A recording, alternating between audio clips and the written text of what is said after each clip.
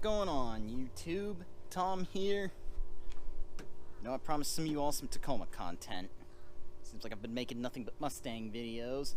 For those who are new to this channel, this is my daily driver 2013 Tacoma.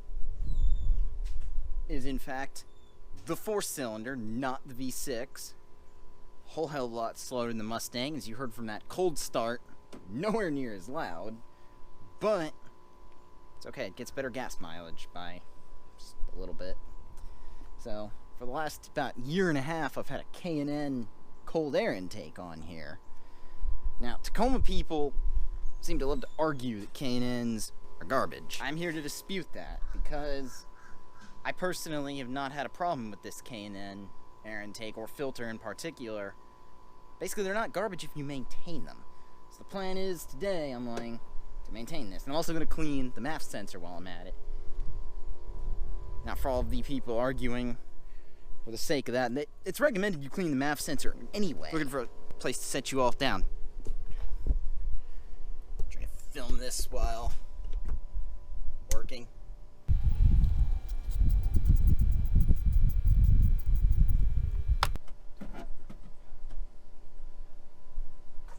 Alright, simple enough. Got the dirty filter off. Now, important to note with this filter, K&N actually puts out on their website a sort of guide to say how dirty a filter should be before cleaning it. Because they even know that the more you oil the filter, the more chances you have of over-oiling it. This honestly is not even dirty enough for their standards, but to be quite honest, I'd rather be safe than sorry when it comes to filters. Because this one, leaving a bunch of dirt all over my hands already. Like I said, I've had this on for about a year and a half. I put it on, I want to say it was February or March 2017. Remember, I just started this channel, but I didn't film it because at the time I didn't really have a good way to film it. So I'm going to go ahead and bring you all around to the tailgate of the truck where we're going to go ahead and do some cleaning on this. Alright, so now we got the oil itself. We're going to go ahead and set aside for now. We're going to go ahead and take the filter cleaner. Now, K&N says to liberally apply on both sides of the filter and then let it sit for 10 minutes before you rinse off. Liberally.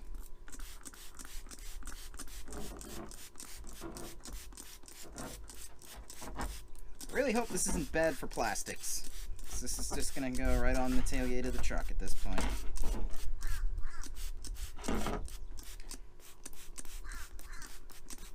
Well, this is liberally, right? Coat this thing nice and liberally. Of course, on the inside, too. I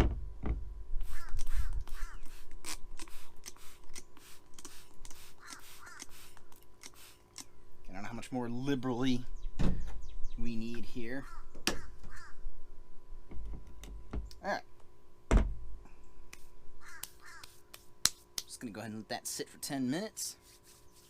Get you all back on the engine bay of the truck, because we're going to go ahead and start cleaning the MAF filter while we let this sit. Alright. So I can't really see it because you're actually on top of the battery right now. But I'm about to go ahead and disconnect the battery. Now, so we are going to have to unplug the good old MAF sensor. It's recommended to unplug the battery before you deal with the MAF sensor. Not necessarily required, but I always play it safe and undo a battery because you can always you can plug it in wrong and then basically fry your MAF sensor. Alright. Battery's now unplugged. I'm going to go ahead and get some hex wrenches. Actually, I think I could just go ahead and plug this. MAF sensor electronics.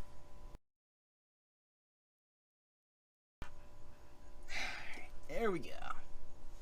It's got the good old MAF sensor off.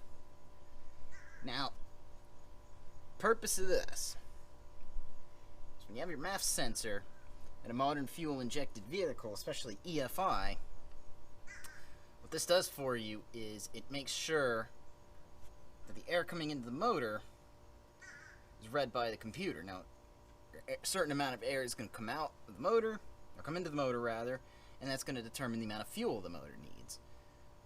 Of course, this sensor, you've got the inlet here to help the sensor read. So at that point, you can get an accurate reading. Well, over time, dirt clogs this up. Various dirt, carbon, etc. Of course, when that happens, over time, the sensor's not going to read accurately, and of course, you're going to get some hesitation from your motor. And of course, if this sensor goes out, it does the same thing. Especially, it will richen the motor. Of course, it also is known to kill your gas mileage because of that. So, I'm going to go back over to the back. I'm going to go ahead and get some MAF cleaner, and we're going to go ahead and clean this up. Alright, so for this job, I got some CRC mass airflow sensor cleaner. You can get this at pretty much any auto parts store. I'm too lazy to do actual shopping, so I went ahead and got it on Amazon. But you're going to go ahead and take the MAF sensor, pretty self-explanatory, and you just want to, same thing, liberally apply it. I'm going to do this over here, away from the engine bag, but you all probably won't be able to see this unless I turn you all. Same thing, you just sort of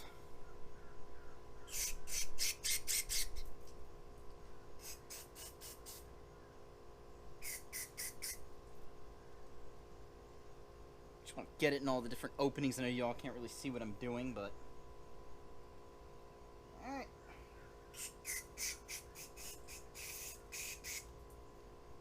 Probably don't want to get this on my skin. I don't think that's a problem, but most people go ahead and crack open a beer. I put it on a pot of coffee because it's only about 1:30 in the afternoon.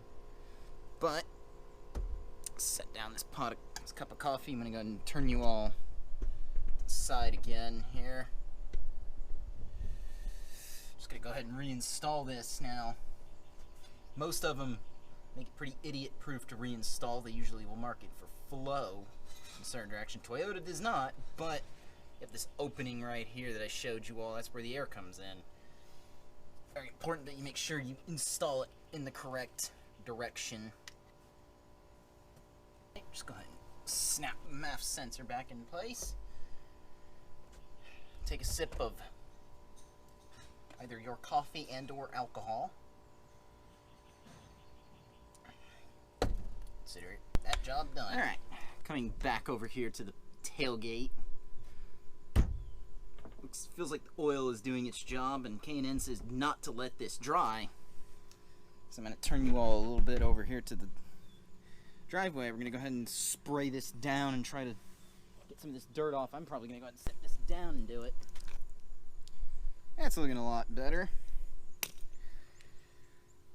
Honestly, just to be on the safe side, I'm going to go ahead and repeat the second step here with this air filter cleaner. I'm just going to go ahead and hose it down one last time. Repeat the process again. Just figured, you know what, let's get as much of this dirt off as we can. When it comes to air filters, I'd rather be safe than sorry when it comes to filter life, because this is important. This does some very important work for your motor. I don't think we're going to get this looking spotlessly clean, but you know what, I think that shake some water out of it. I think it looks a hell of a lot better than when I started. It's definitely going to look pretty good again. It's definitely looking better than when I started with this. You'd probably repeat it a third time if you really wanted to get it looking good, but at this point, it's good and hot outside. I'm just going to let this sit for probably a good 30 minutes in the sunlight, see if we can get it dried off some, and that way can get this truck up and running again. Alright, side, let this filter dry just a little bit more. Now should be dry. I came outside and turned it around so that the inside would dry out too, and it feels good and dry to me. Alright, so I guess now it's time for the part that I guess a lot of people dread.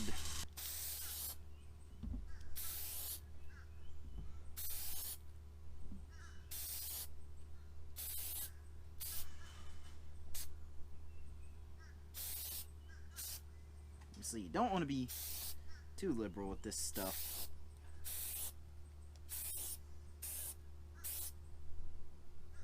I mean, I'm gonna kind of hit some spots that don't look as quite purple as they should. Alright, let's wipe off all this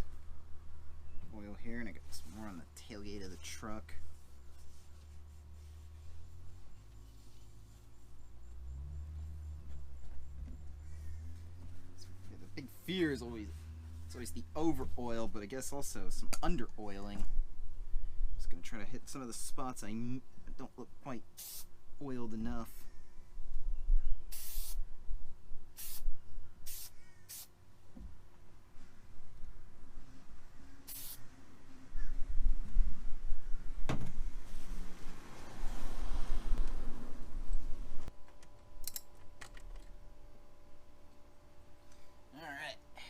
There we go. I think that should be good. I'm all nice, tired, and sweaty. I'm probably going to go take the truck for a little drive just to make sure everything feels fine, since I did have to take things apart. But I think in the meantime, I'm just going to go ahead and end this video. I don't really see the purpose in taking you all for a drive when you all have ridden in the Tacoma with me before. It's not very exciting. Imagine a much less exciting version of the Mustang. In fact, not even a version of the Mustang, just very non-exciting vehicle. But I think we'll go ahead and end it here. So, as always, let me know in the comment section below what you all think. I mean, how many of you are actually running K&N filters? Because I'd like to hear some experience that anyone's got with them. If anyone else has any good experiences with K&N, let me know, because I definitely want to hear it. If anyone's got any bad experiences, I kind of want to hear those. Hear what you all have specifically that went bad. I will be keeping an eye out on this MAF sensor. If the truck does start to run funny, I will let you all know. You all will be the first to hear about it. Hopefully, fingers crossed, I did everything right. But anyway, if you like this video, go ahead and leave a thumbs up. I know it wasn't as exciting as working on the Mustang. But if you are stopping in for the first time, go ahead and subscribe, because I do want to get back into some Tacoma content for sure. And eventually I do want to get a project car. Something that will just be me working on. As horrible as I am at working on cars, I kind of want to learn. So let me know in the comment section below what you all think about a potential project car in the future. But anyway, take care. Have a good day.